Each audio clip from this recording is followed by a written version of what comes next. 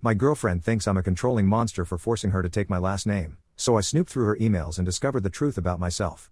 Now, I'm burning down everything I thought I knew about love, and I'm taking the relationship out with me too. So my 29M girlfriend, Wendy, 28F, have been dating for 3 years, living together for 1.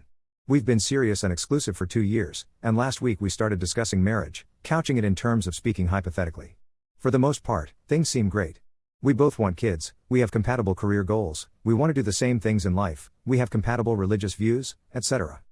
But last night, I asked my girlfriend if she's comfortable being Mrs., my last name, and she laughed and said I don't need to worry about that because she's never taking my name. I asked her if she was serious, and she said that changing her last name at all would jeopardize her career and, even if it wouldn't, she wouldn't take my particular last name even in hyphenated form. Then she added that she wouldn't let any kids of ours take my last name, either. Now, I have what most people would consider to be a very silly last name, even offensive in certain company, as it prominently includes a very common nickname for a body part. I got bullied relentlessly for my last name growing up, and even now people tend to do double takes when they hear it. When I first met my girlfriend, she said she had thought my last name was me joking around. But it's my name, I'm my family's only child, and these days to me it's a funny joke to laugh about with the guys at work. And my longtime girlfriend told me that she wouldn't let any child of hers have my last name because they'd get teased and bullied. To me, it's just the latest in a long string of incidents since moving in together that makes me think Wendy doesn't respect me. I make a lot more money than she does, so when I see a cute dress or piece of jewelry, I like to buy it and surprise her with it. She liked it when we were just dating, but now she keeps telling me that it's not her style or she isn't comfortable with me spending so much money on her. She never wears it, either. Her social media is filled with her in her work clothes or in jeans and tank tops. Wendy also used to be super flirty before we moved in together, sending me suggestive emails and intimate photos on a regular basis and inviting me to do the same. She doesn't do that anymore, and the last time she put on fancy lingerie that wasn't me specifically asking for it was on my birthday a few months ago. I think Wendy doesn't get how important this is to me. I want her to be my wife, not just the woman I live with, and we've been kind of distant with each other since the argument. We only smashed once since then, and even that felt like she was just going through the motions because she knew I was interested. Is there a way I can get her to compromise with me on this? I really want my wife and kids to have my last name, not just be the woman I happen to be married to who happen to have children who are related to me. Or should I end the relationship now while I'm still young if she's not going to budge? Top comments. Commenter 1. Just because you make more money than her and buy her stuff doesn't mean that she has to take your last name. It's not really about respect. A name is a very important thing to a lot of people. It's her right not to want to take it when you get married, and if it's really that important to you, maybe she's not the right person for you? I want her to be my wife, not just the woman I live with. Wearing accessories that you buy for her and taking your last name isn't the difference between a woman and a wife. Commenter 2. There are a lot of chauvinistic and misogynistic undertones to your post. You want her to take your last name. You want her to wear lingerie for you. You want to take care of her. I want her to be my wife, not just the woman I live with. I don't think her view of what a wife is lines up with yours. And well, it shouldn't, since it's not 1950 anymore. Update, 17 days later. A few weeks ago, I made a thread about a fight I was having with my girlfriend.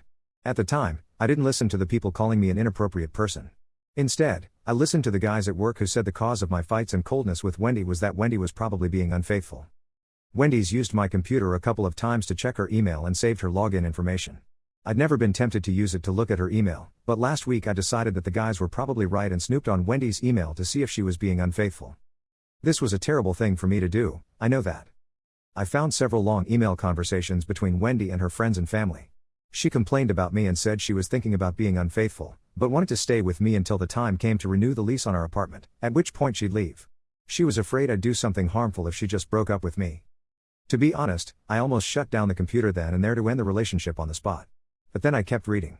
Wendy was telling her friends and family that she was legitimately afraid of me, that I was super controlling and she wasn't sure if I was being abusive by constantly buying her expensive things then acting like she owed me something in return.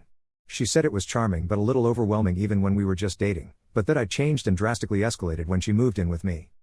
Wendy, being scared of me? Calling me controlling and maybe abusive? Something about that thought stuck with me when I went into work the next day and listened to how the guys talk about their wives and girlfriends. And I realized something. They don't talk about women like they're people. Every time I've been to a dinner or other event with work, the women everyone brings are either the most inane, shallow television personalities I've ever met, or look like they want to harm everyone at the table followed by themselves. Then I realized that that was how my father treated my mother, too. Constantly bought her super expensive things, and she'd make dinner or put on super nice things for intimacy. My father said he was just buying things to be nice, but it was more like a transaction. And the guys at work do the same thing. And I was doing the same thing. I felt sick to my stomach when I realized all of that.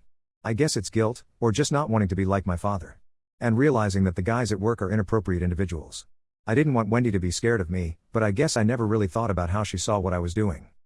And it's made me realize that I've been a mistake and an inappropriate person to women in general, not just Wendy. I don't want one of those vacuous trophy wives some of the guys at work have, and I don't want to turn someone into that. Even Wendy asked me what's wrong when I started feeling sick every time I've seen her this week. I'm not going to salvage this relationship, I know that. I guess my question is, should I tell her what I've realized and why? Should I tell her I've realized what an inappropriate person I've been but not tell her why? Or should I just let her leave when the lease comes up for expiration and leave it at that? I hate myself. I really do. But I have to do what's right for Wendy, and maybe look into some kind of counseling if there is such a thing for situations like this. And I need different, better friends at work. Top comments. Commenter 1. Tell her. I would absolutely want to hear this if I were her. I would be careful how you go about it though. Little things to think about. Listen to her. Don't interrupt her when she talks. Sit down when having the conversation, make sure she has plenty of space. I would also not block the door.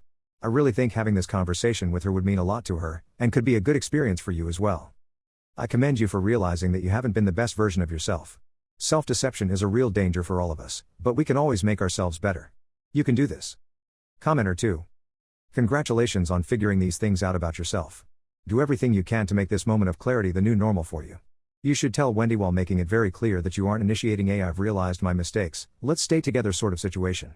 Keep the break clean by taking ownership of your actions, openly communicating your intention with this conversation, and getting out of each other's hair as soon as you can. Don't let there be any room for relapses. It takes a lot of consistent, hard work to dismantle learned behaviors. You can do this.